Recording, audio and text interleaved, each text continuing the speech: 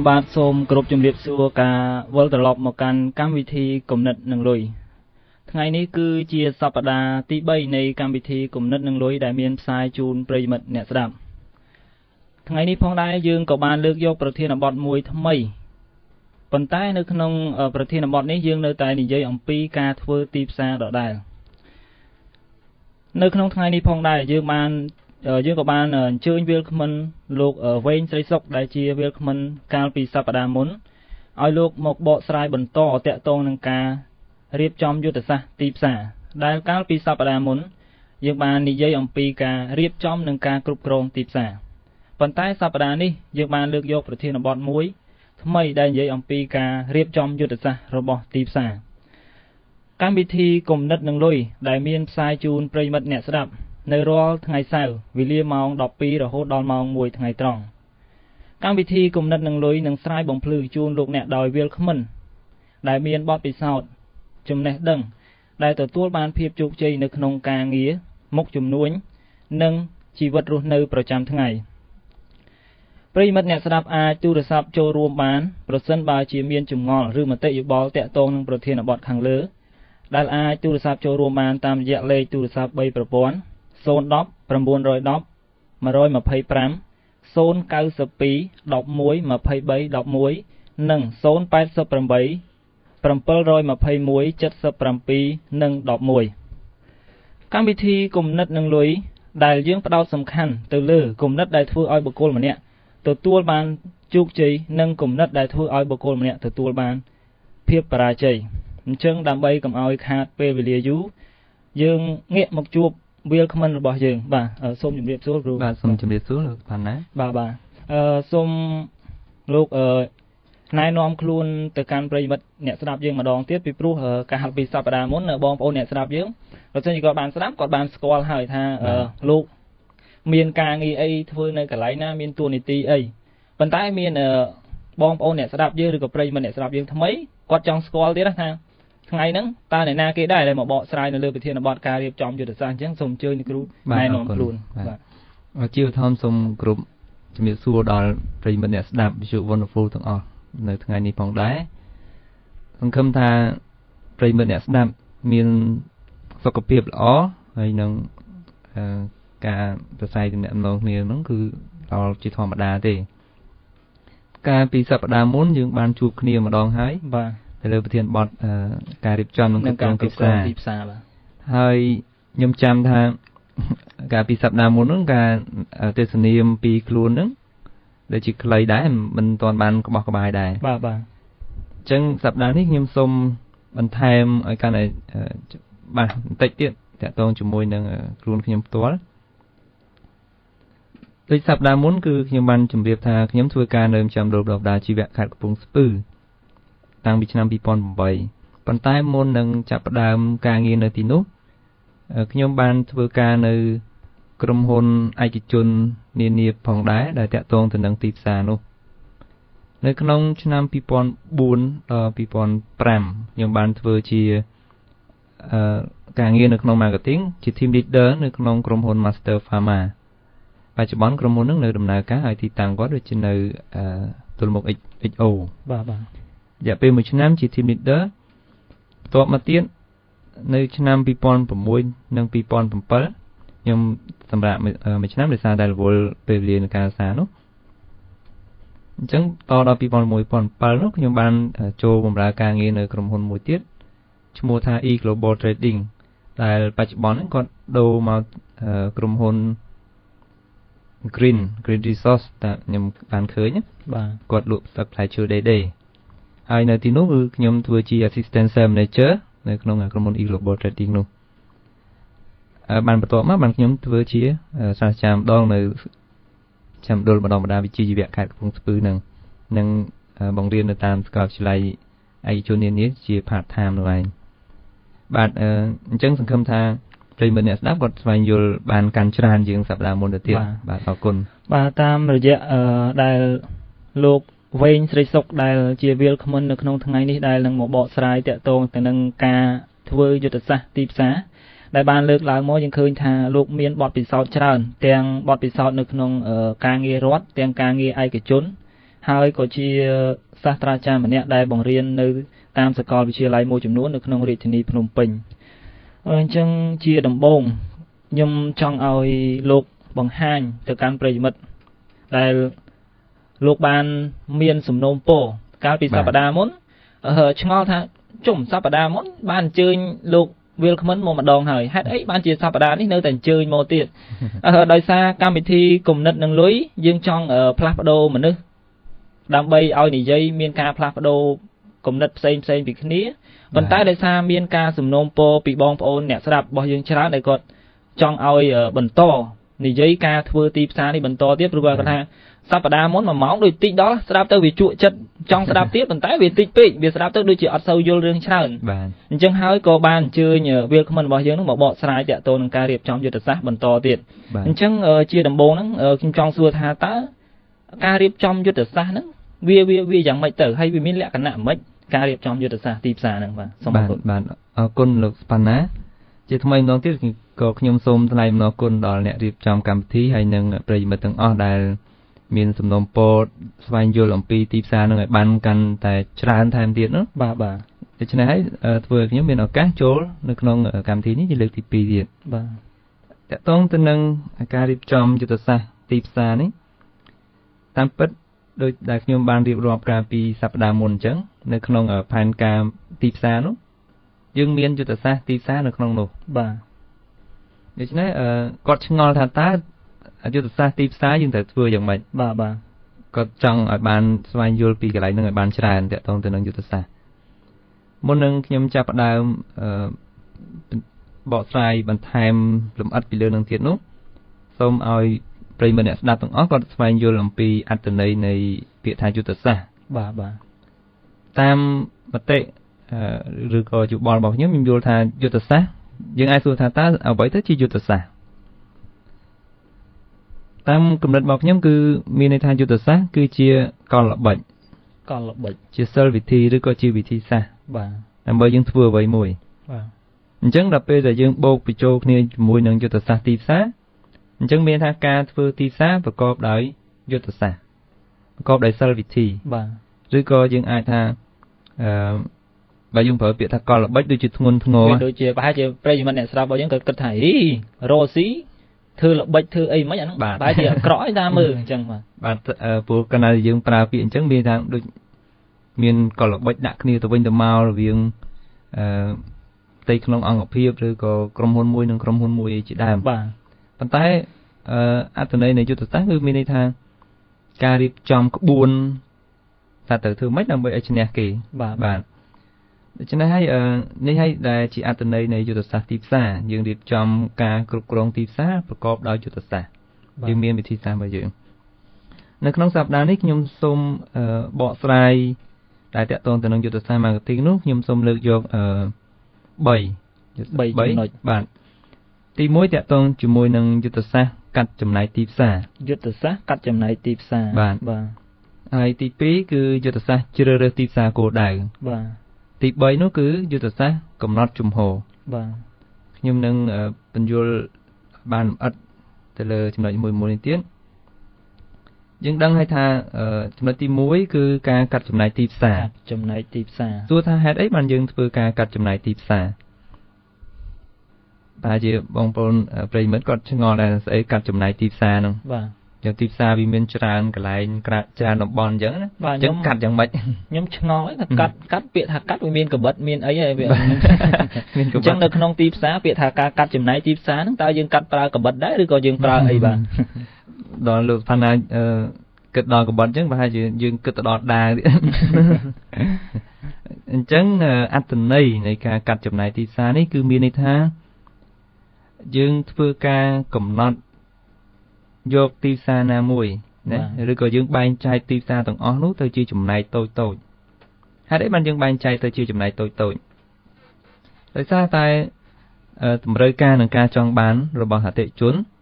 គាត់មានតម្រូវការនិងការចង់បាននោះអត់ដូចគ្នាទេបាទព្រោះមនុស្សយើងតាមដែលបទពិសោធន៍ធ្លាប់ឃើញថាមនុស្សយើងខុសគ្នាទាំងអស់បាទការស្លៀកពាក់និងការប្រើរបៀបបបនៃការរស់នៅការប្រើប្រាស់ផ្សេងៗគឺខុសៗគ្នាបាទដូច្នេះហើយមនុស្សម្នាក់ហ្នឹងគឺមានតម្រូវការនិងការចង់បានអត់ដូចគ្នាបាទ ចឹងទៅនៅក្នុងទីផ្សារមួយវាមានតម្រូវការនឹងច្រើនណាស់ដូច្នេះក្រុមហ៊ុននីមួយៗមិនអាចបំពេញទៅតាមតម្រូវការទាំងអស់នោះបានទេដោយសារតែវាធំទូលាយពេកបាទដូច្នេះក្រុមហ៊ុនត្រូវតែធ្វើយុទ្ធសាស្ត្រកាត់ចំណាយទីផ្សារកំណត់ថាទីផ្សារណាដែលយើងនឹងជ្រើសរើសវាជាទីផ្សារគោលដៅសម្រាប់ក្រុមហ៊ុនបាទអញ្ចឹងនៅក្នុងយុទ្ធសាស្ត្រកាត់ចំណាយទីផ្សារគោលដៅនេះគឺយើងពឹងផ្អែកទៅលើអថេមួយចំនួនឬក៏យើងអាចថាជាកត្តាមួយចំនួនដើម្បីយើងធ្វើការពិចារណាបាទមុនយើងឈានដល់ការកាត់ចំណាយទីផ្សារបាទយើងធ្វើការកាត់ចំណាយទីផ្សារហ្នឹងគឺយើងពិចារណាទៅលើកត្តាអីខ្លះបាទដែលយើងអាចកំណត់ថាទីផ្សារនេះមានតម្រូវការដូចគ្នាប្រហែលគ្នាហ្នឹងបាទ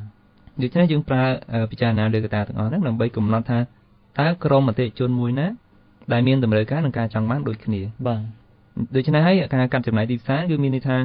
យើងកំណត់យកក្រុមអតិថិជនគោលដៅដើម្បីយើងកំណត់បាទដូច្នេះនៅក្នុងនេះយើងមានការពិចារណាទៅលើទីតាំងភូមិសាស្ត្របាទទី2នោះគឺយើងសិក្សាទៅលើប្រជាសាស្ត្រហ្នឹងយើងនឹងសិក្សាពីអីខ្លះខ្ញុំនឹងបញ្យល់ថែមបាទទី3ហ្នឹងទៅលើចិត្តសាស្ត្របាទហើយទី4គឺអរិយាប័ត្រតកតងទៅនឹងការកំណត់អំពីទីតាំងភូមិសាស្ត្រឬក៏កត្តាដែលយើងនិយាយអំពីទីតាំងភូមិសាស្ត្រនោះយើងត្រូវស្វែងយល់អំពី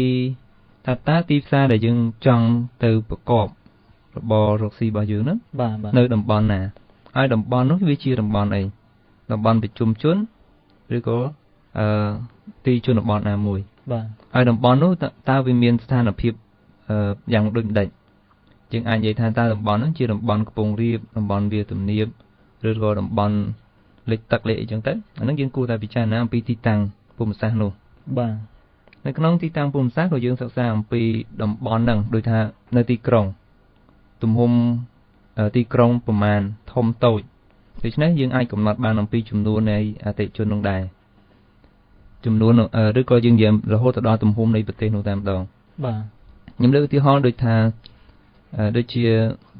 ផលិតផលមួយចំនួនដែលគេសម្រេចចិត្តចូលមកក្នុងប្រទេសកម្ពុជាអញ្ចឹងមានថាគេជ្រើសរើសយកតំបន់អាស៊ីដែលជ្រើសរើសយកប្រទេសកម្ពុជាជាចំណែកទីផ្សាររបស់គេជាចំណែកទីផ្សារដែលគេត្រូវចូលមកធ្វើអាជីវកម្មបាទដូច្នេះគេ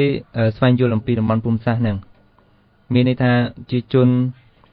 ទំហំប្រទេសហ្នឹងប៉ុណ្ណាដងទេជាជនប្រមាណអាកាសធាតុអីបែបណាបាទអញ្ចឹងអាហ្នឹងយើងពិចារណាលើតំបន់ភូមិសាស្ត្រហើយទី2នោះតកតងជាមួយនឹងប្រជាសាស្ត្រគឺយើងត្រូវស្វែងយល់អំពីប្រជាជន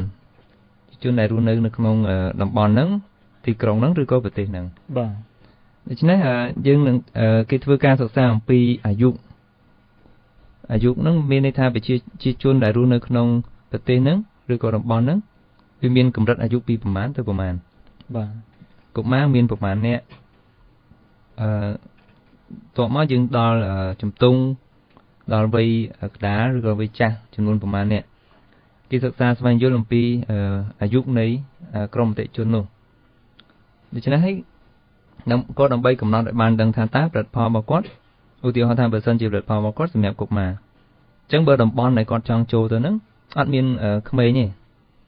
មានតែមនុស្សធំទេដូច្នេះផលិតផលហ្នឹងมันអាចលក់ទៅឲ្យអ្នកធំនឹងប្រើបានទេដូចជាខោកូនក្មេងអីចឹងទៅណាហ្នឹងអត់ទេបាទអត់អាចលក់បានអញ្ចឹងយើងសិក្សាស្វែងយល់អំពីអាយុក្នុងនោះមានភេទទំហំគ្រួសារតើគ្រួសារនីមួយៗមានសមាជិកចំនួនប្រមាណអ្នកបាទមានព្រោះនៅសារប្រទេសខ្លះគ្រួសារមួយគេអាចយកកូនតែ2នាក់អញ្ចឹងចំនួនគ្រួសារនីមួយៗមានសមាជិកតិចឯងការប្រើប្រាស់របស់ប្រើប្រាស់ផ្សេងៗក៏តិចដែរបាទដូច្នេះហ្នឹងយើងសិក្សាអំពីទំហំគ្រួសារហើយវដ្តជីវិតគ្រួសារហ្នឹងសុទ្ធតែជាកត្តាដែលយើងពិចារណាទៅលើការធ្វើការកាត់ចំណាយទីផ្សារបាទហើយនឹងមួយទៀតតកតងជាមួយនឹងកត្តាចិត្តសាស្ត្រនៅក្នុងកត្តាចិត្តសាស្ត្រយើងសិក្សាស្វែងយល់អំពីស្រទាប់សង្គមបាទនៅក្នុងស្រទាប់សង្គមនោះយើងនិយាយថាមានអ្នកមានអ្នកក្រនិងមានអ្នកមធ្យមបាទអញ្ចឹងយើងសិក្សាអំពីនៅក្នុងសង្គមហ្នឹងវាបែងចែកឋានៈបុណ្យស័ក្តិផ្សេងនេះអត់បាទឬក៏យើងអាចស្វែងយល់ថាសម្រាប់អ្នក ក្រមានប្រមាណអ្នកមធ្យមប្រមាណអ្នកមាននោះប្រមាណសម្រាប់ឯកឧត្តមអុកញ៉ាអាហ្នឹងយើងហៅថាដល់ខ្ពស់ហើយបាទឋានៈខ្ពស់នៅក្នុងយើងធ្វើការស្វែងយល់អំពីវត្តជីវិតយើងហៅ lifestyle កាលពីសប្តាហ៍មុនខ្ញុំបានលើកដែរបាទអញ្ចឹងនៅក្នុងហ្នឹងlifestyle គឺរបៀបបនៃការរស់នៅរបស់គាត់នៅក្នុងសង្គមមួយហ្នឹងយើងមើលពីជាវត្តរបៀបបបការរស់នៅរបស់គាត់ផ្លាស់ប្ដូរបែបណាកាលពីសប្តាហ៍មុននៅមួយទៀតចុងក្រោយហ្នឹងគឺអេរយាប័តបាទដែលយើងពិនិត្យទៅលើអេរយាប័តនោះគឺមើលទៅលើអេរយាប័តរបស់អតិថិជនបាទព្រោះអតិថិជនមួយចំនួនដែលគាត់ទិញផលិតផលមួយយកទៅប្រើប្រាស់គាត់មានអេរយាប័តខុសៗគ្នាបាទអតិថិជនខ្លះគាត់ចង់ទិញផលិតផលអីមួយគាត់ចាំពេលណាមានកម្មវិធីមានឱកាសឧទាហរណ៍ថាឥឡូវនេះយើងក្នុងខែ1ហ្នឹងអត់ទាន់មានបុណ្យទានដែលក្រុមហ៊ុនដែលគាត់រៀបចំកម្មវិធីពិសេសអីទេខែចិត្តចូលឆ្នាំចិនអញ្ចឹងគេនឹងមានកម្មវិធី discount ណាបាទដូច្នេះគាត់ថាចាំមួយអាទិត្យពីរអាទិត្យទៀតដល់អញ្ចឹងចាំគាត់ទិញអញ្ចឹងមានថាអេរយាប័តរបស់អតិថិជនមួយចំនួនគាត់ស្វែងរកឱកាសក្នុងការទិញបាទនេះថាគាត់ទិញនៅពេលដែលមានរវល់បុណ្យទានឬក៏អញ្ចឹងទៅបាទពេលណាមានកម្មវិធីផ្សេងៗនឹងបានគាត់ទិញច្រើនបាទអាហ្នឹងទៅលើអេរយាប័តរបស់អតិថិជនមួយទៀតអតិថិជនខ្លះពេលដែលគាត់ទិញផលិតផលមួយគាត់ស្វែងរកប្រយោជន៍តើផលិតផលនោះវាមានអត្ថប្រយោជន៍សម្រាប់គាត់អីខ្លះបាទដូច្នេះកត្តាទាំងអស់នេះគឺជាកត្តាដែលយើងកំណត់ដើម្បីពិចារណាទៅលើការកាត់ចំណាយទីផ្សារដូច្នេះយើងកំណត់ថាតើអតិថិជនដែលស្វែងរកពីឱកាសឬក៏ប្រយោជន៍ក្រុមអតិថិជនណាដែលមានអាយុពីប្រមាណដល់ប្រមាណឋានៈប៉ុណ្ណាដាក់តាមក្រុមនីមួយបាទអាហ្នឹងហើយយើងសម្រេចបាននៅយុទ្ធសាស្ត្រកាត់ចំណាយទីផ្សារមួយការកាត់ចំណាយទីផ្សារបាទអញ្ចឹងខ្ញុំឆ្ងល់ថាតើការកាត់ចំណាយទីផ្សារនេះតើវាផ្អែកទៅលើផលិតផលយើងដែរឬក៏យ៉ាងម៉េចចំពោះការកាត់ចំណាយទីផ្សារមែនតើយើងអាចថាចេះក្រុមហ៊ុនខ្លះគាត់ធ្វើការស្វែងយល់អំពីទីផ្សារសិនបាទថាតើទីផ្សារមានតម្រូវការអីហើយគាត់នឹងបំពេញតម្រូវការទីផ្សារនោះបានន័យថាគាត់សិក្សាអំពីទីផ្សារហើយបានគាត់ចាប់ផ្ដើមបង្កើតផលិតផលបាទបំពេញតម្រូវការក្នុងទីផ្សារហ្នឹងឯងអញ្ចឹងនៅតាមការកាត់ចំណាយហើយជ្រើសទីផ្សារគោលដៅនោះមុននឹងតែគាត់បំពេញណាអញ្ចឹងមានន័យថាគាត់អាចកាត់ចំណាយបានក្រុម2ឬក៏3ក្រុមបាទ2ឬ3ក្រុមហ្នឹងអញ្ចឹងគាត់ជ្រើសថាក្រុមមួយណាដែលគាត់នឹងបំពេញតម្រូវការឲ្យបាទអាហ្នឹងយើងចូលដល់ចំណុចទី2ដែលការជ្រើសទីផ្សារគោលដៅបាទនៅក្នុងការជ្រើសទីផ្សារគោលដៅយើងអាចថាកាត់ឲ្យបាន2ឬក៏3ក្រុមដូច្នេះគាត់អាចជ្រើសរើសយកតែមួយចំណែកទេបាទអាហ្នឹងដែលយើងហៅថាយុទ្ធសាស្ត្រឯកចំណែកបានន័យថាមួយចំណែកតែមួយទេអញ្ចឹងមានថាយកតែក្រុមនឹងមួយផ្ដោត focus ឬក៏យើងផ្ដោតទៅលើក្រុមនឹងមួយឯងមួយទៀតគាត់អាចប្រើយុទ្ធសាស្ត្រយើងហៅថា multiple segmentation បាទយុទ្ធសាស្ត្រពហុចំណែកបាទពហុមានន័យថាច្រើនគាត់អាចបំពេញតម្រូវការឲ្យចំណែកទី1ក៏អាចបំពេញតម្រូវការចំណែកទី2និងទី3ដែរបាទប៉ុន្តែគាត់អាចបំពេញតម្រូវការចំណែកទី1ឬទី2ទី3មានន័យថាគាត់ត្រូវរៀបចំ marketing mix ដែលយើងនិយាយពីសប្តាហ៍មុនហ្នឹងរៀបចំផលិតផលហ្នឹងបំពេញទៅនឹងចំណែកនីមួយៗនោះពីព្រោះយើងដឹងថាចំណែកនីមួយៗគឺអត់ដូចគ្នាទេដូច្នេះបងឧទាហរណ៍ថាចំណែកទី1មានតម្រូវការអំពីទំនិញដែលមានថ្លៃទាបយើងក៏ទៅផ្ដោតទៅលើធ្វើម៉េចឲ្យផលិតផលហ្នឹងមានថ្លៃទាបបំពេញតម្រូវការឲ្យអតិថិជនក្រុមហ្នឹងក្រុមមួយទៀតគាត់ចង់បានមានតម្រូវការអំពីថាធ្វើម៉េចឲ្យវាល្អជាងគេថ្លៃខ្ពស់ជាងហ្នឹងក៏ខ្ពស់ទៅដូច្នេះយើងត្រូវតែធ្វើម៉េចដើម្បីបំពេញតម្រូវការឲ្យក្រុមទី2នោះហើយក្រុមផ្សេងទៀតដែលគាត់ចង់បានម៉េចយើងបំពេញតាមតម្រូវការក្រុមនោះបាទនៅពេលដែលលោកវិលគ្មិនបកស្រាយដល់ត្រង់ចំណុចនេះខ្ញុំឆ្ងល់ថាតើការកាត់ចំណែកដែលគេហៅថាឯកចំណែកឬក៏ពហុចំណែកហ្នឹងបើតាមបទពិសោធន៍របស់លោកហ្នឹងតើការកាត់ចំណែកមួយណាដែលវាអាចទទួលបានភាពជោគជ័យច្រើនជាងតកតងជាមួយនឹងការជ្រើសរើសយកចំណែកបាទបើយើងពិនិត្យមើលថាក្រុមហ៊ុនមួយយើងមានតែផលិតផលតែមួយឯងបំពេញឲ្យទៅចំណែកតែមួយដែរដូច្នេះបើសិនជាផលិតផលមួយមុខនោះបំពេញបាននៅតម្រូវការឲ្យអតិថិជនបានមានន័យថាគាត់ទទួលបានប្រាក់ចំណេញគាត់លក់បានណាធ្វើឲ្យអង្គភាពជីវកម្មរបស់គាត់រស់រានបានណាប៉ុន្តែប្រសិនបើមួយហ្នឹងបំពេញទៅមិនត្រូវហើយ ត្រូវតែដំបូងអតិជនគាត់មានការប្រែប្រួលចិត្តនៅពេលក្រោយទៀតណាដូច្នេះអង្គភាពអាជីវកម្មគាត់អាចរស់រៀនបានព្រោះដោយសារតែគាត់មានតែមួយដូច្នេះយើងមើលជាទូទៅគឺអង្គភាពអាជីវកម្មមួយគឺមានផលិតផលច្រើនមុខបាទហើយច្រើនហ្នឹងគឺសម្រាប់បំពេញទៅឲ្យក្រុមអតិជនផ្សេងគ្នាហ្នឹងដែលគាត់មានតម្រូវការផ្សេងពីគ្នាបាទមានផ្សេងគ្នាមានថាបើសិនបើអតិជនក្រុមហ្នឹង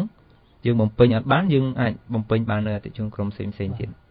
អញ្ចឹងតាមសំណួររបស់ខ្ញុំសួរមិញបានន័យថាយើងអាស្រ័យទៅលើផលិតផលនៅក្នុងក្រុមហ៊ុនឬក៏កន្លែងរបស់យើងដែរសំណួរលោកបណ្ណាសួរមិញខ្ញុំសួរថាតើការជ្រើសរើសចំណែកដែលមានតែឯកចំណែកឬក៏ពហុចំណែកហ្នឹងតាមបទពិសោធន៍ហ្នឹងតើ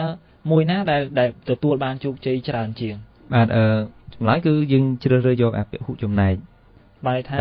ការដែលមានតម្រូវការច្រើនបាទបំពេញតម្រូវការច្រើនបាទយើងអាចបំពេញតម្រូវការទៅតាមក្រុមអតិថិជនបានច្រើនគោលដៅបាទដូច្នេះផលិតផលមួយមិនជោគជ័យមានផលិតផលផ្សេងទៀតបាទនឹងមានផលិតផលផ្សេងដទៃទៀតអញ្ចឹងមានន័យថាក្រុមហ៊ុនមួយត្រូវពង្រាយផលិតផលរបស់គាត់ដើម្បីបំពេញតម្រូវការអតិថិជនទាំងអស់នោះបានបាទនេះក៏ត្រូវស្វែងយល់អំពីតម្រូវការចង់បាននោះបាទអាហ្នឹងយើងចំណុចទី2ដែលយើងនិយាយពីការជ្រើសទីផ្សារគោលដៅបាទដោយសារតែលោកវិលក្មិនបានបកស្រាយទៅលើពីរចំណុចដែលទី1និយាយអំពីការកាត់ចំណែកទីផ្សារនិងទី2គឺការជ្រើសរើសទីផ្សារហើយនៅក្នុងនេះគឺជាការយើងនិយាយអំពីការរៀបចំយុទ្ធសាស្ត្ររបស់ទីផ្សារដើម្បីរៀបចំយុទ្ធសាស្ត្ររបស់ទីផ្សារបានដំបូងឡើយយើងត្រូវធ្វើការកាត់ចំណែកទីផ្សារបន្ទាប់មកយើងនឹងធ្វើការជ្រើសរើសទីផ្សារហើយមានកត្តាបន្ទាប់ទៀតគឺទី3ហ្នឹងគឺយើងនិយាយទៅលើយុទ្ធសាស្ត្រកំណត់ជំហរពាក្យថាកំណត់ជំហរអាចប្រិយមិត្តអ្នកស្ដាប់គាត់ឆ្ងល់ស្អីកំណត់ជំហរហើយតាមបទសររបស់ខ្ញុំដែលសួរទៅកាន់និស្សិតណាបាទសួរថាស្អីទៅជាការកំណត់ជំហរខ្ញុំសួរថាតើការកំណត់ជំហរហ្នឹងដាក់ឲ្យផលិតផលឈរលើទីផ្សារឬក៏មិនបាទអញ្ចឹងគាត់ឆ្លើយថាដាក់ឲ្យឈរដាក់ឲ្យនឹងបាទដូច្នេះការកំណត់ជំហរហ្នឹងគឺមានន័យថាកំណត់ផលិតផលដាក់ទៅក្នុងសតិអារម្មណ៍របស់អតិថិជនឲ្យគាត់ចងចាំឲ្យគាត់នឹកឃើញនៅពេលដែលគាត់ចង់ទិញផលិតផលនឹងម្ដងទៀតគាត់ចងចាំរបស់យើងបាទគាត់នឹងពេលដែលគាត់ទិញគាត់នឹង remind ថាឈ្មោះផលិតផលហ្នឹងយើងទិញឈ្មោះអីអញ្ចឹងគាត់ទៅរកអាហ្នឹងទៀតបាទអញ្ចឹងគាត់នឹងនឹកឃើញផលិតផលរបស់យើងបាទមួយទៀតនោះបើគាត់មិនមានតម្រូវការក៏អាចមិត្តភ័ក្តិបងប្អូនគាត់សួរថាចង់ទិញម៉ូតូមួយគ្រឿងហើយទិញមកអីគាត់សួរយោបល់ណាបាទអញ្ចឹងគាត់នឹកឃើញភ្លាមនៅក្នុងទេអារម្មណ៍ក្នុងចិត្តគំនិតរបស់គាត់បាទគាត់នឹកឃើញ brand មួយនឹងភ្លាមឃើញស្លាកសញ្ញានៃផលិតផលមួយនឹងភ្លាមបាទហេតុអីយើងសួរថាហេតុអីបើគាត់ឲ្យគេសួរអញ្ចឹងគាត់នឹកឃើញអានឹងភ្លាមដោយសារតែផលិតផលហ្នឹងបានចាក់ចំបេះដូងរបស់គាត់បាទមានន័យថាគាត់ជឿជាក់គាត់មានទំនុកចិត្តទៅលើផលិតផលហ្នឹងបាទដូច្នេះហើយក្រុមហ៊ុនដែលអាចធ្វើឲ្យអតិថិជនមានទំនុកចិត្តជឿជាក់ហើយជួយផ្សព្វផ្សាយបន្តអាហ្នឹងជាការល្អណាស់ដែលអតិថិជនគាត់និយាយតពីមាត់មួយទៅមាត់មួយបាទហ្នឹងហើយដែលជាអត្ថប្រយោជន៍ដែលក្រុមហ៊ុនទទួលបានជោគជ័យបាទបាទខ្ញុំជឿថានៅត្រង់ចំណុចទី3នេះវាពិតជាសំខាន់ព្រោះនៅពេលដែលលោកវិលក្មិនបានបកស្រាយនៅត្រង់ចំណុចនេះមកខ្ញុំខ្លួនឯងក៏ចាប់អារម្មណ៍ដែរព្រោះការធ្វើអាជីវកម្មមួយបើសិនជាមានគេចាប់អារម្មណ៍ឬគេស្គាល់ផលិតផលរបស់យើងច្រើននៅពេលដែលគេគ្រាន់តែថាគេនឹកឃើញចង់ទិញគេឃើញរបស់យើងគេនឹកឃើញពីរបស់យើងអញ្ចឹងបានន័យថាអាជីវកម្មរបស់យើងវានឹងរីកចម្រើនទៅមុខដោយសារតែលោកវិលក្មិនរបស់យើងបានបកស្រាយយូរដែរហើយបាទជាងជិតកន្លះម៉ោងហើយអញ្ចឹងយើងក៏អនុញ្ញាតសម្រាប់មួយផ្លែ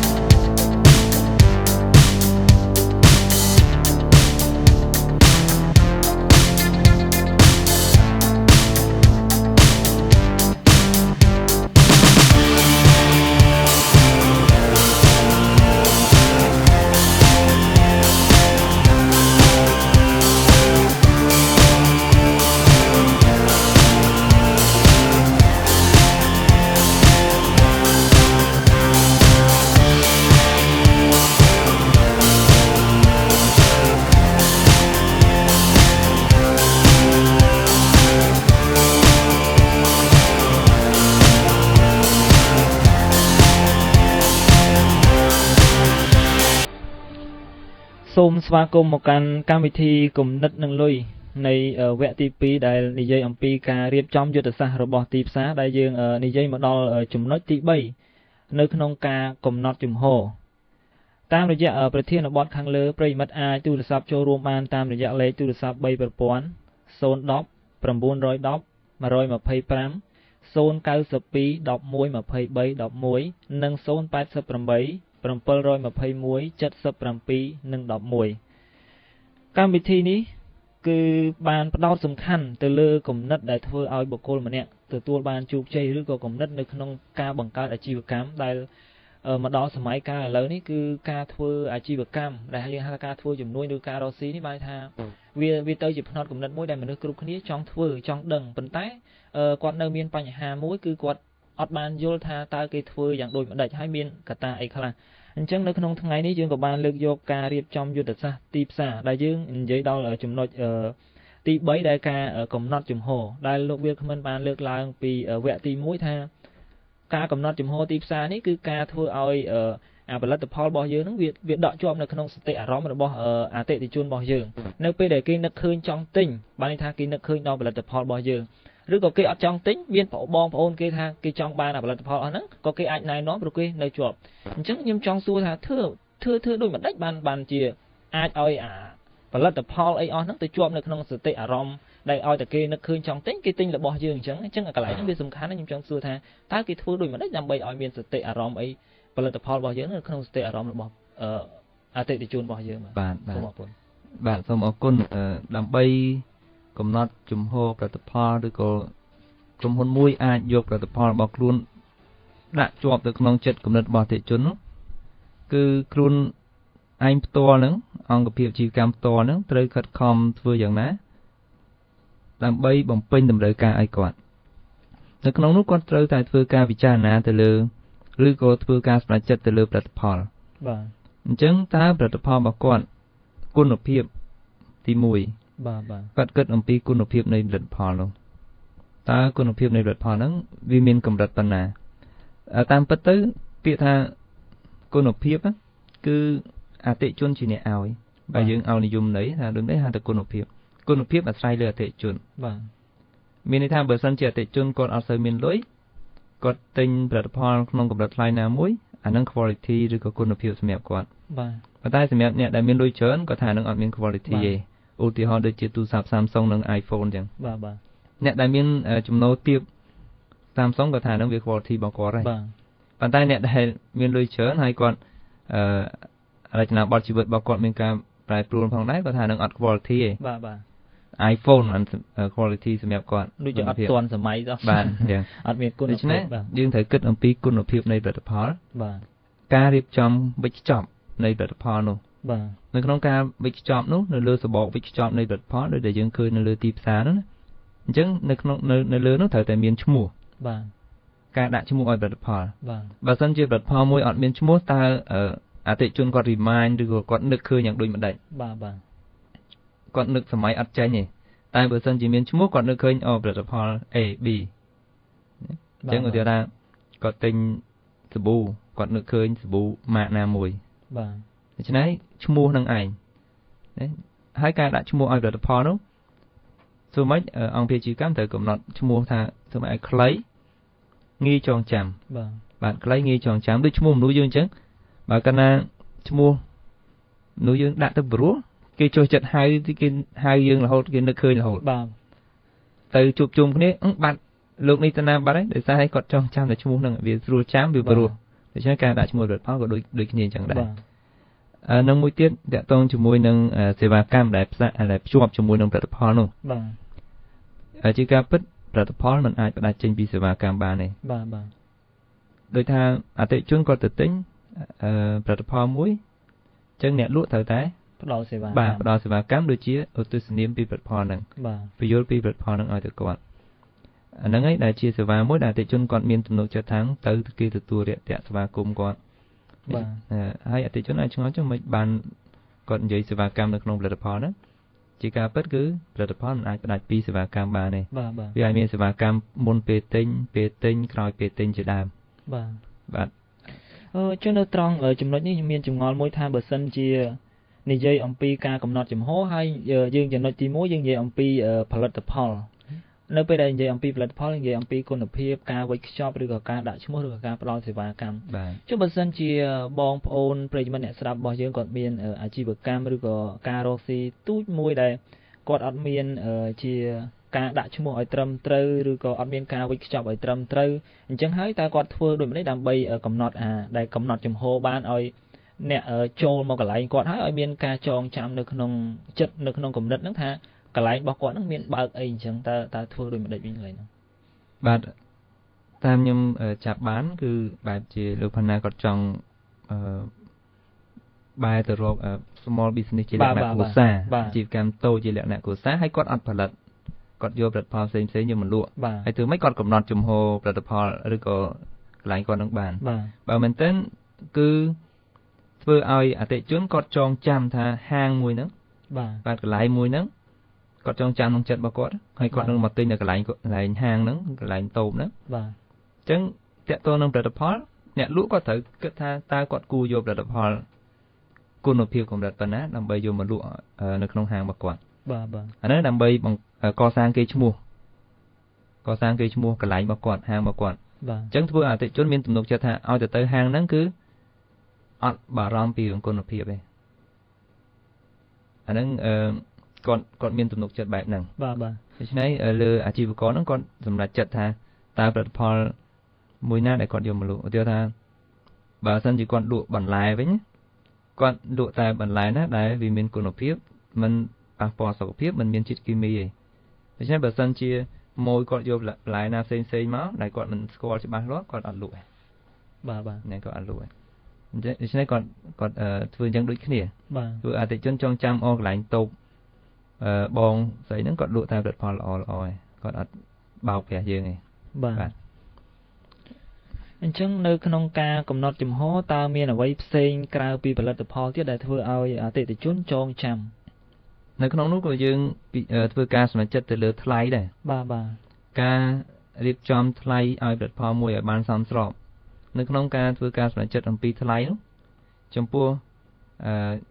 ថ្លៃយើងមានយុទ្ធសាស្ត្រនៃការដាក់ថ្លៃបាទចំពោះផលិតផលថ្មីនិងផលិតផលមានស្រាប់បើផលិតផលថ្មីយើងមានយុទ្ធសាស្ត្រក្នុងការដាក់ថ្លៃឲ្យផលិតផលមានន័យថាតើយើងកំណត់ថ្លៃឲ្យផលិតផលហ្នឹងខ្ពស់ឬក៏ទាបនៅក្នុងពេលដំបូងបាទប៉ុន្តែជាក់ស្ដែងយើងឃើញថានៅក្នុងពេលបច្ចុប្បន្ននេះចំពោះផលិតផលគឺយើងពិបាកនឹងកំណត់ថ្លៃខ្ពស់ក្នុងដំណាក់កាលដំបូងដោយសារអីបានយើងមិនអាចកំណត់បានដោយសារអ្នកផ្សេងគេក៏មានអ្នកក្រុមហ៊ុនដទៃក៏គេអាចផលិតបាននៅផលិតផលនឹងដែរបាទប៉ុន្តែមានចំណុចមួយដែលអាចធ្វើឲ្យថ្លៃផលិតផលនឹងកំណត់ថ្លៃខ្ពស់បានគឺធ្វើម៉េចឲ្យវាខុសប្លែកពីគេដែលជាយុទ្ធសាស្ត្ររបស់លោក Michael Porter បាទលោក Michael Porter គាត់បានឲ្យយោបល់ថាដើម្បីឲ្យអាជីវកម្មរបស់យើងទទួលបានជោគជ័យប្រកួតប្រជែងឈ្នះគេបាទគាត់មានយុទ្ធសាស្ត្រ3ទី1គឺថ្លៃទាបបាទថ្លៃទាបផុតបាទឬក៏យើងអាចថាភាពងមុខនៃថ្លៃបាទថ្លៃដើមកាលណាយើងផលិតបានថ្លៃដើមទាបថ្លៃលក់របស់យើងក៏ទាបដែរបាទហើយទី2ធ្វើម៉េចឲ្យវាខុសប្លែកពីគេយើងហៅថា differentiation បាទយុទ្ធសាស្ត្រខុសប្លែកពីគេនិងទី3គឺយុទ្ធសាស្ត្រ focus យើងផ្ដោតទៅលើអីមួយឲ្យជាក់លាក់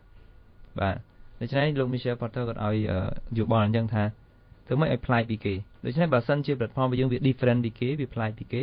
យើងអាចលក់ថ្លៃខ្ពស់ជាងគេបានបាទដោយសារតែអតិថិជនគាត់មើលឃើញថាហ្នឹងវាពិសេសជាងគេឡើយណាមួយដូចយើងនិយាយទូរស័ព្ទ Samsung iPhone ដដែលហ្នឹងហេតុបានគាត់ហ៊ានទិញ iPhone 18 900ដោយសារតែវាមាន unique different ហ្នឹងឯងបាទ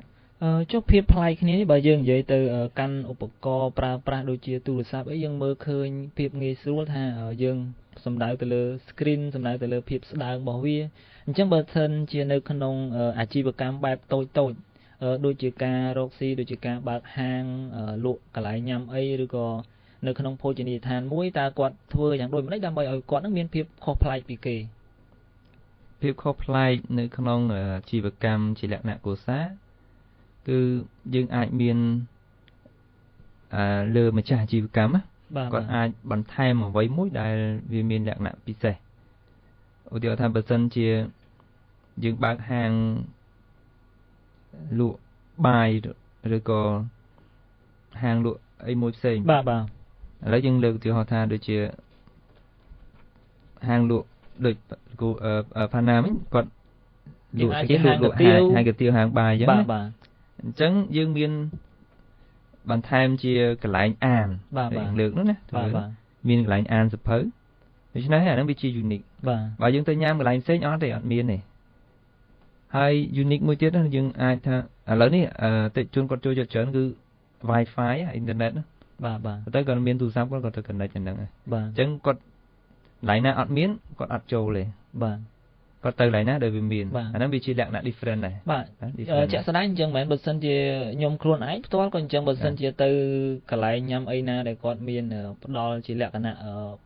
បានន័យថាច្រើនលើសពីអីដែលយើងទទួលបានយើងចូលចិត្តទៅកន្លែងហ្នឹងដូចជាថាគាត់ទៅអង្គុយគាត់ផ្ដល់ជាមានសភៅអានឲ្យយើងឬក៏មានជាដោយលោកគ្រូបានលើកឡើងថាមានជា Wi-Fi អីដើម្បីឲ្យយើងប្រើប្រាស់ផ្ដល់ភាពងាយស្រួលឲ្យយើងអញ្ចឹងអានេះជាការបន្ថែមតម្លៃលើសពីអាជីវកម្មដែលគាត់បើកពីមុនមកគាត់អត់បានស្វែងយល់ពីកន្លែងនេះ តែយើងផ្ដល់អត្ថប្រយោជន៍បន្ថែម បាទអញ្ចឹងតើតើនឹងការកំណត់ចំហនេះតើមានអ្វីបន្តទៀតបាទនៅក្នុងនោះក៏យើងមានទៅលើការផ្សព្វផ្សាយការធ្វើការផ្សព្វផ្សាយផលិតផលបាទព្រោះការធ្វើការផ្សព្វផ្សាយនេះគឺបើយើងនិយាយពីការធ្វើផ្សព្វផ្សាយពាណិជ្ជកម្មតាមទូរទស្សន៍តាមវិទ្យុនិងតាមមធ្យោបាយផ្សេងៗវិញបាទកាលណាផ្សព្វផ្សាយបានកាន់តែច្រើនមានន័យថាយើងអាចនិយាយភាសាសាមញ្ញថាយើង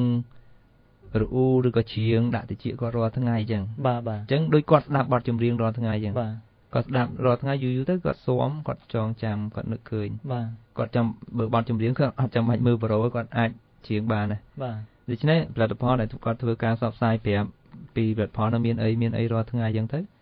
គាត់ដឹងពីផលិតផលនោះបាទអាហ្នឹងក៏ជំរុញអតិថិជនចងចាំដែរបាទនៅក្នុងការធ្វើការផ្សព្វផ្សាយក្នុងការផ្សព្វផ្សាយផលិតផលរបស់ខ្លួនហ្នឹងបាទហើយនឹងមួយទៀតតកតងទៅនឹងភាពងាយស្រួលក្នុងការស្វែងរកទិញផលិតផលនោះអាហ្នឹងតកតងទៅនឹងការបែងចែកការសម្រេចចិត្តលើច្រកបែងចែកដូច្នេះអង្គភាពអាជីវកម្មត្រូវតែធ្វើការសម្រេចចិត្តថាតើផលិតផលរបស់គាត់ត្រូវធ្វើការបែងចែកដោយមធ្យោបាយអីគាត់ត្រូវយកទៅដោយខ្លួនឯងឬក៏គាត់ត្រូវពឹងទៅលើអន្តរការីឈ្មួញកដាលប៉ុន្តែនៅក្នុងយុទ្ធសាស្ត្រនេះគឺក្រុមហ៊ុនត្រូវពិចារណាថាតើផលិតផលរបស់គាត់ជាផលិតផលយ៉ាងដូចម្ដេចបើសិនជាផលិតផលនោះវាមានលក្ខណៈសាមញ៉ាំស្មុគស្មាញមានលក្ខណៈបច្ចេកវិទ្យាខ្ពស់ជាយាមការពន្យល់ច្រើនយើងអាចប្រើអន្តរការីទេពីព្រោះព័ត៌មាននោះវានឹងបាត់វានឹងកាត់បន្ថយពេលយើងទៅដោយខ្លួនឯងគឺយើងអាចពន្យល់បានក្បោះក្បាយច្រើនជាងបាទអាហ្នឹងតកតងទៅនឹងការបែងចែកការធ្វើការបែងចែកនៃផលិតផលនោះហើយយើងអាចផ្ដល់នៅអ្វីដែលផលិតផលមួយនឹងមានឲ្យទៅគាត់ដឹងច្បាស់បាទខ្ញុំចង់សួរត្រឡប់ទៅខាងក្រោយតិចថាការផ្សព្វផ្សាយនឹងតើយើងធ្វើដោយមិនដេចខ្លះឬក៏យើងមានរបៀបនៅក្នុងការធ្វើយ៉ាងណានៅក្នុងការផ្សព្វផ្សាយនឹងដើម្បីឲ្យគាត់បានដឹងហើយគាត់មានការចងចាំនៅផលិតផលរបស់យើងនៅក្នុងសតិអារម្មណ៍របស់គាត់នឹងបាទតកតងមួយការផ្សព្វផ្សាយនៅក្នុងការផ្សព្វផ្សាយបើយើងគិតទៅមធ្យោបាយទូទៅវាមានប្រសិទ្ធភាពបាទហើយបានប្រសិទ្ធភាពពីព្រោះនៅក្នុងនោះអ្នកនិពន្ធគាត់និពន្ធជាសាច់រឿងមួយធ្វើម៉េចឲ្យជក់ចិត្តបាទឲ្យជក់ចិត្តមានលក្ខណៈជាកំ pl ែងជាអីចឹងទៅបាទថែមពីនឹងទៀតតួសម្ដែងហ្នឹងគឺស្អាតកាយវិការនៃការសម្ដែងហ្នឹងគឺធ្វើឲ្យអ្នកមើលហ្នឹងគាត់ចាប់អារម្មណ៍បាទចាប់អារម្មណ៍ហើយគូផ្សំទៅនឹងគោលគំនិតនៃផលិតផលនៃការសម្ដែងទៀតអញ្ចឹងអ្នកនិពន្ធគាត់មានសិលវិធីរបស់គាត់ក្នុងការធ្វើការនិពន្ធ spot ពាណិជ្ជកម្មមួយឲ្យមានភាពតាក់ទាញបាទអញ្ចឹងធ្វើអតិថិជនគាត់មើលអត់ធុញទេហើយគាត់ណាគាត់មើលអត់ធុញគាត់ចង់មើលផលិតផលហ្នឹងហើយគាត់យល់ពីគោលបំណងនៃផលិតផលហ្នឹងបាទអញ្ចឹងប្រសិនបើយើងផ្សាយទៅadvertising ឬក៏ការផ្សព្វផ្សាយខ្លះអតិថិជនមើលអត់យល់កាលណាមើលអត់យល់អាហ្នឹងជាការបរាជ័យមួយដែរដូច្នេះការរៀបចំការផ្សព្វផ្សាយត្រូវធ្វើម៉េចឲ្យវាសាមញ្ញកុំឲ្យវាស្មុគស្មាញឬក៏ពិបាកយល់ពីការផ្សព្វផ្សាយហ្នឹងពេកគោលគំនិតហ្នឹងគឺបង្ហាញឲ្យច្បាស់បាទអាហ្នឹងជាយុទ្ធសាស្ត្រក្នុងការផ្សព្វផ្សាយដើម្បីអតិថិជនគាត់ចងចាំបាទហើយក្រៅពីការផ្សព្វផ្សាយតាមទូរទស្សន៍យើងអាចធ្វើតាមមធ្យោបាយអីបានផ្សេងទៀតបាទមធ្យោបាយផ្សេងទៀតយើងមានច្រើនតាមពិតទៅមិនមានតែទូរទស្សន៍ទេយើងមានវិទ្យុយើងមានកាសែតមានទស្សនាវដ្តីបាទចូលដល់ចំណុចនេះខ្ញុំនៅចាំកាលពីសប្តាហ៍មុនដូចគ្នាមានប្រិមិត្តគាត់ខលសួរថាមធ្យោបាយណាមួយមានប្រសិទ្ធភាពបាទនៅក្នុងការធ្វើ ការផ្សព្វផ្សាយហ្នឹងអញ្ចឹងមធ្យោបាយផ្សេងៗគឺមានប្រសិទ្ធភាពដូចគ្នាប៉ុន្តែយើងគិតថាទូវាមានប្រសិទ្ធភាពជាងបានផ្សព្វផ្សាយជ្រុតជាបានលឿនជាងបាទអាហ្នឹងគាត់បានឃើញសញ្ញា logo របស់យើងផ្សេងៗគាត់ចង់ចាំឈ្មោះទៀតដើមបាទចូលខ្ញុំឆ្ងល់ថាប្រសិនបើជាអាជីវកម្មឬក៏ការរកស៊ីរបស់គាត់ដោយកាលពីដំបូងដែលខ្ញុំបានលើកឡើងថាជាលក្ខណៈតូចតាចឬក៏ជាលក្ខណៈអាជីវកម្មបែបគ្រួសារអញ្ចឹងខ្ញុំជឿថាការដែលផ្សព្វផ្សាយតាមទូរទស្សន៍គាត់ចំណាយលុយច្រើនអញ្ចឹងតើគាត់អាចផ្សព្វផ្សាយតាមរបៀបណាដែលធ្វើឲ្យសេវាកម្មឬក៏ផលិតផលរបស់គាត់ហ្នឹងត្រូវបានគេស្គាល់ចំពោះអ្នកលក់តាមផ្ទះបាទផលិតផលគាត់យកពីក្រុមហ៊ុនបាទដូច្នេះហើយផលិតផលដែលក្រុមហ៊ុនផលិតបានក្រុមហ៊ុនគាត់ចំណាយទៅលើការផ្សព្វផ្សាយបាទនេះមានន័យថាក្រុមហ៊ុនជួយគាត់ដែរជួយអ្នកលក់រាយនឹងដែរបាទជួយយ៉ាងដូចម្ដេចពីព្រោះក្រុមហ៊ុនជាអ្នកផលិតឬក៏អ្នកនាំចូលមកលក់អញ្ចឹងគាត់ចង់ឲ្យផលិតផលលក់ដាច់គាត់ត្រូវចំណាយទៅលើការផ្សព្វផ្សាយបាទហើយអតិថិជនអ្នកលក់រាយគាត់យកផលិតផលណាដែលគេបានស្គាល់ដោយសារតែក្រុមហ៊ុនបានធ្វើការផ្សព្វផ្សាយនោះអញ្ចឹងគាត់យកមកលក់ដូច្នេះវាជាកត្តាមួយដែលជួយក្នុងការផ្សព្វផ្សាយសម្រាប់ផលិតផលដែលគាត់លក់នៅក្នុងហាងឬតូបរបស់គាត់ហ្នឹងហើយបាទហ្នឹងជាការងារមួយដែលគាត់អាចទួបានបាទហើយមួយទៀតនោះគាត់រៀបចំកន្លែងគាត់ឲ្យស្អាតទៅនេះជាការផ្សព្វផ្សាយមួយដែរមានការដាក់តាំងហើយក្រុមហ៊ុនអាចមានផ្ដល់ជាកស៊ូចងជា banner បាទឬក៏ជាឆាត់ដើម្បីដាក់នៅកន្លែងរបស់គាត់បាទអញ្ចឹងមានឆាត់ brand name ឬក៏ស្លាកសញ្ញារបស់ក្រុមហ៊ុនណាមួយទៅឬក៏គាត់លើកជាផ្ទាំងធំហាងគាត់ហ្នឹងដាក់ឈ្មោះក្រុមហ៊ុនណាមួយឬក៏ផលិតផលណាមួយអញ្ចឹងទៅបាទចឹងនេះជាការបង្កើនការផ្សព្វផ្សាយថែមទៀតបាទពិតជាគួរឲ្យចាប់អារម្មណ៍មែនទែននៅក្នុងថ្ងៃនេះដែលនិយាយអំពីការរៀបចំយុទ្ធសាស្ត្រទីផ្សារអនុញ្ញាតឲ្យខ្ញុំបានសង្ខេបឡើងវិញត្រួសដែលតកតនឹងការលើកឡើងរបស់វាលក្មិនដែលនិយាយអំពីការរៀបចំយុទ្ធសាស្ត្រទីផ្សារដែលជាដំបូងគឺយើងធ្វើការកាត់ចំណែកទីផ្សារនៅក្នុងការកាត់ចំណែកទីផ្សារនេះដែលយើងផ្ដោតទៅលើកត្តាមួយចំនួនដែលយើងធ្វើឲ្យយើងនឹងកាត់ចំណែកទីផ្សារបានដែលយើងផ្ដោតទៅលើថាទីតាំងភូមិសាស្ត្រទៅលើប្រជាសាស្ត្រ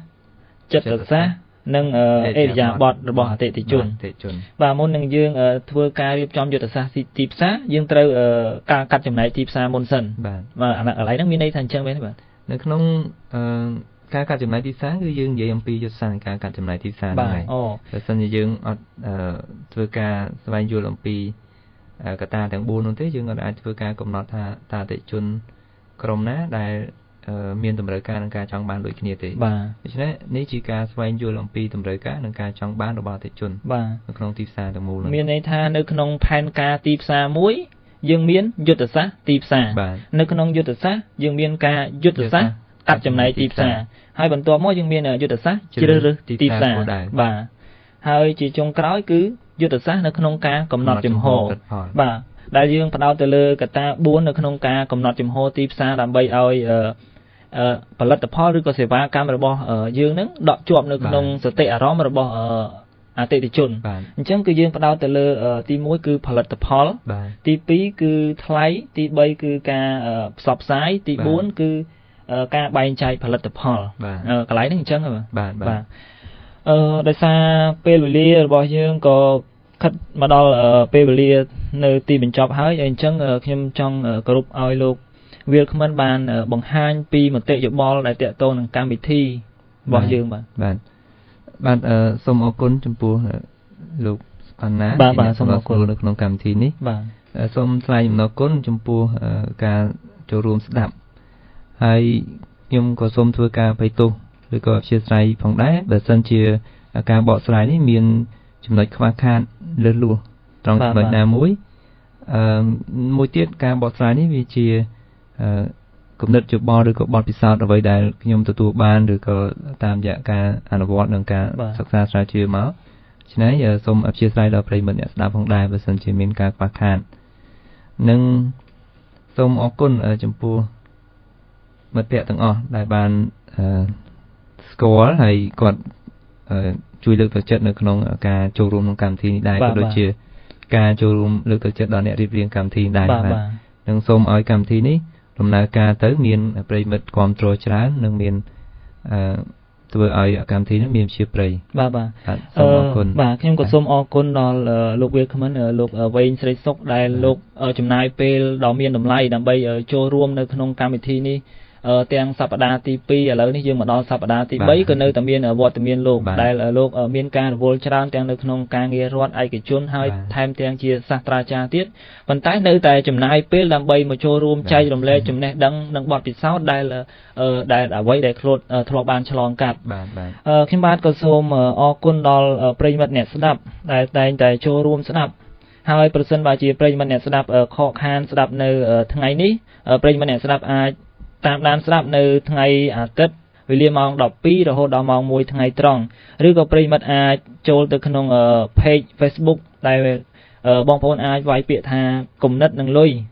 បងប្អូននឹងឃើញព័ត៌មានដែលតាក់ទងនឹងកម្មវិធីគំនិតនិងលុយដែលមានផ្សាយនឹងនៅក្នុង page នោះក៏មានឯកសារជាច្រើនដែលបងប្អូនអាច download យកទៅមើលបានដែលនិយាយអំពីគំនិតនិយាយអំពីការធ្វើអាជីវកម្មជាច្រើនហើយលើសពីនោះទៀតក៏បងប្អូនប្រិយមិត្តអាចចូលទៅក្នុងប្រព័ន្ធ YouTube ដើម្បីស្ដាប់សារឡើងវិញនៅសំឡេងដែលបានពិភាក្សាទៅលើប្រធានបទនៅថ្ងៃនីមួយៗជាចុងក្រោយខ្ញុំបាទសូមគោរពជម្រាបលាប្រិយមិត្តខ្ញុំបាទភីសុផាន់ណានិងលោកវែងស្រីសុខសូមអរគុណបាទ